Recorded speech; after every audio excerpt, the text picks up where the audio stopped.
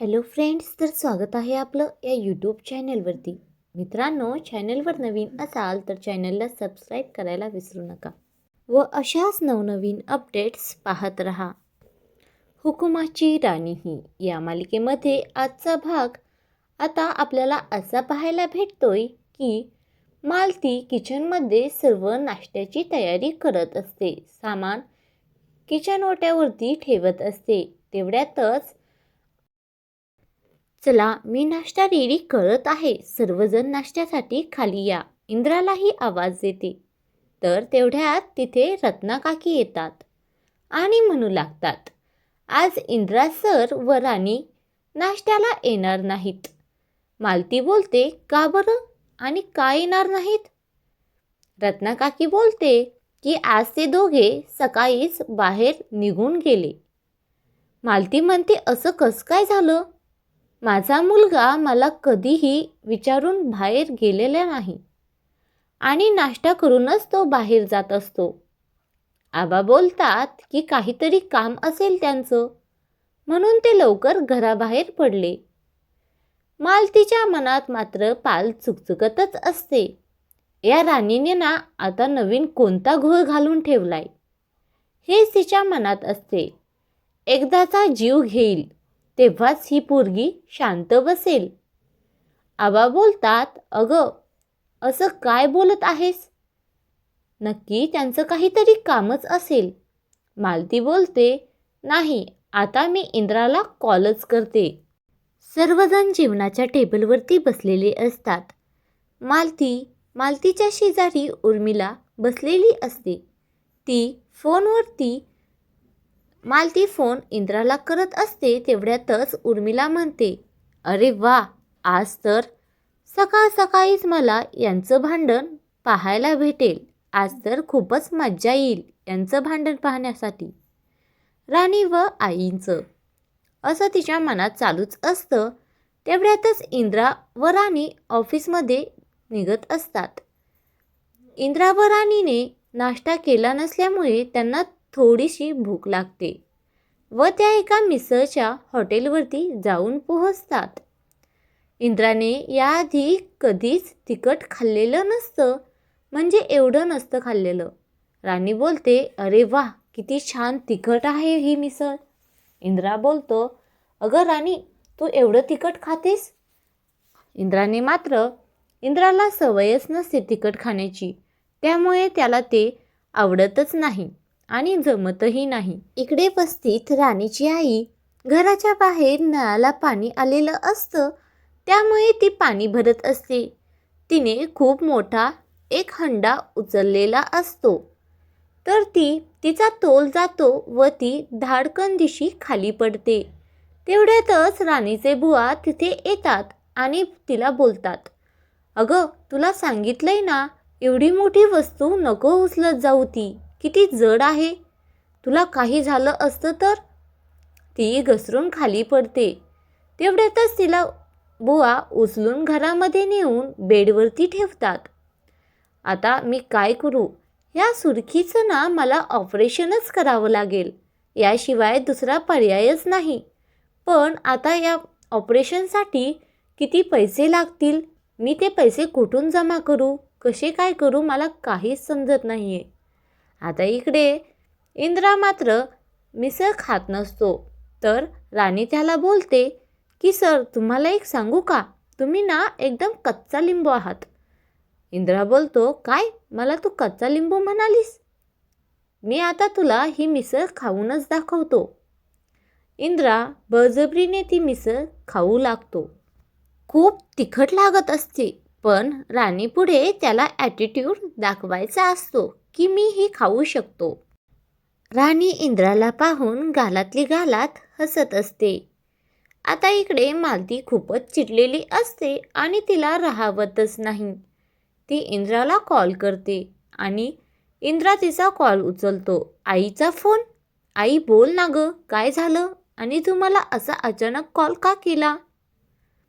मालती म्हणते, तू मलाच विचार, सकाळी नाश्ता न करता, मला न विचारता घराच्या बाहेर कसं काय गेलास तू?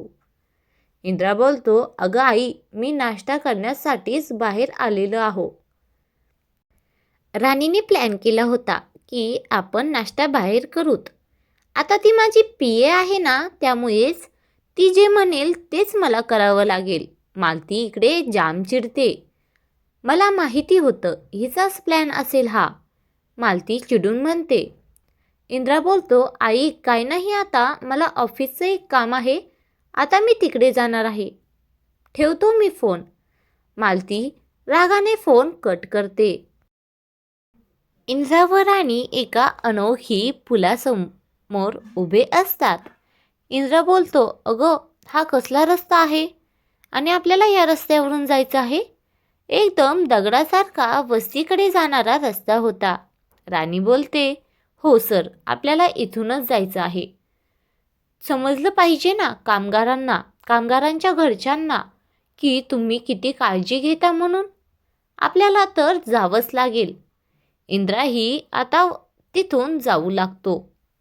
ते व्यवस्थित वस्तीत पोहोचतात. आता इकडे रतनचे आई बाबा विचारातच असतात की आपला एकुलता एक मुलगा, आपला घराचा आधार, आपल्या घरामध्ये तो आपल्याला खाऊ पिऊ घालत होता, आपण तर काही काम करत नाहीत.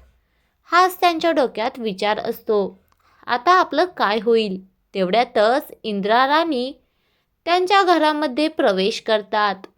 बाबा बोलतात, रतनचे बाबा बोलतात, इंद्रा सर, राणी तुम्ही इथे? राणी बोलते, हो.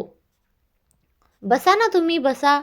ए जाग, सरांसाठी पाणी घेऊन ये, असं सांगतात. इंद्रा बोलतो, पाणी वगैरे याची काही गरज नाही, मी ठीक आहे, ओके, नका देऊ पाणी.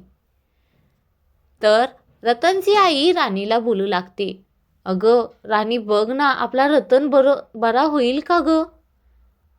राणी बोलते, अगं मावशी, तू काळजी करू नको, आम्ही सर्वजण आहोत ना. इंद्रा बोलतो, आणि बघ ना आता इंद्रा सरही आपल्या पाठीशी आहेत. रतनची आई म्हणते, हो ग, पण माझा रतन बरा होईल की ना? माझ्या पोटच्या गोळ्याला असं हॉस्पिटलमध्ये ॲडमिट केलंय, त्याचं दुखतंय. कोणत्या आईबापाला दुःख होणार नाही ग? इंद्रा बोलतो, हो, आम्ही समजू शकतोय तुमचं सगळं, मीही तुमचाच मुलगा आहे असं समजा. आणि जोपर्यंत रतन हॉस्पिटलमध्ये आहे त्या हॉस्पिटलचा खर्च मीच करणार आणि तो कंपनीकडून मी करून घेईल, असं इंद्रा म्हणत असतो. रतनचे बाबा म्हणतात, तुम्ही तर आबांच्या रूपात तुम्हाला पाहिलं आम्ही, नेहमी गरिबांसाठी धावत येणारे आबा आज इंद्रा सर तुमच्यात पाहिले. इंद्रा रतनचे बाबा म्हणतात, तुम्ही तर देवाच्या जागीच, तुम्ही ना आम्हाला देवासमान भेटलात. इंद्रा त्यांचे हात धरून बोलतो, अहो मला देवाच्या जागेवरती नका बसू तुम्ही, मी तुमच्या एका कुटुंबातील भाग आहे आणि तुम्ही माझी फॅमिली आहात, हे तर मी तुमच्यासाठी करेनच, असं बोलत असतो. तर आता इकडे राणीच्या आईला सरस्वतीला माहीत झालेलं असतं की आपली मुलगी राणी वस्तीत आलेली आहे रतनच्या घरी, आणि ती इकडे आता नक्कीच येणार, हेच राणीच्या आईच्या मनात असतं. तेवढ्यातच ती स्वयंपाक करायला ठणठणीत बरा झाल्यासारखं स्वयंपाक करायला लागते. बुवा बोलतात, अगं तू काय करत आहेस हे? तुला किती दुखतंय तुझं आणि तू स्वयंपाक करत आहेस? सोड बरं सगळं हे काम आणि जा आराम कर. सरस्वती बोलते, नाही, मी आता बरी आहे, मला काहीही झालेलं नाही. मला माहिती आहे तू हे सगळं नाटक कशामुळं करत आहेस. तुझी मुलगी या वस्तीत आलेली आहे हे तुला माहिती झालेलं आहे आणि त्यामुळेच तू ठणठणीत बरं झाल्यासारखं दाखवत आहेस. तुझ्या मुलीला तू आजारी आहेस म्हणून कळू द्यायचं नाही, हेच तुझं ध्येय आहे ना? मला माहिती आहे. आता इकडे गोट्या राणी व इंद्राकडे पळत जात असतो आणि त्यांना समजावत असतो. राणी बोलते, अरे गोट्या, नीट सांगशील का तरी काय झालंय ते? गोट्या बोलतो, आपले फॅक्टरीमधील कामगार फॅक्टरीमध्ये काम करण्यासाठी नाकारत आहेत. ते आता फॅक्टरीमध्ये काम करायला येणार नाहीत असं बोलत आहेत. गोट्यासोबतच इतर कामगारही त्याच्या मागे आलेले असतात. गोट्या म्हणतो, मला तर असं वाटतंय की या कामगारांचे ना कोणीतरी कानच भरवले आहेत.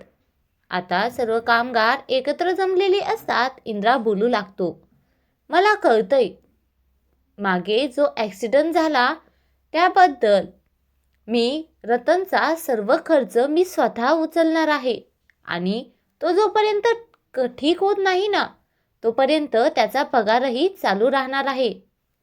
आता कामगार बोलतात की खरंच तुम्हाला आज तुमच्या रूपामध्ये आम्ही आभास पाहिले. कामगारांचा आता इंद्रावर विश्वास बसतो. तेवढ्यातच गजाच्या मनामध्ये पालचूक चुकते आणि गजा बोलतो, आमचा तुमच्यावर कस काय विश्वास ठेवू आम्ही? आमचा तुमच्यावरती विश्वास नाही असं गजा इंद्राला म्हणत असतो. राणी बोलते की का तुमचा विश्वास इंद्रा सरांवरती कस काय नाही? ते तुमचे सर्व खर्च उचलणार आहेत, तुमची काळजी घेणार आहेत, मग तुम्हाला त्यांच्यावरती विश्वास ठेवायला काय होतंय?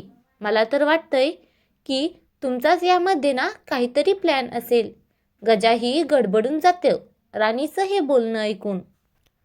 मिळेल का इंद्राला कामगारांची साथ? विक्रांत व गजाचा प्लॅन होईल का अनसक्सेसफुल? हे पाहण्यासाठी चॅनलला सबस्क्राईब करायला विसरू नका.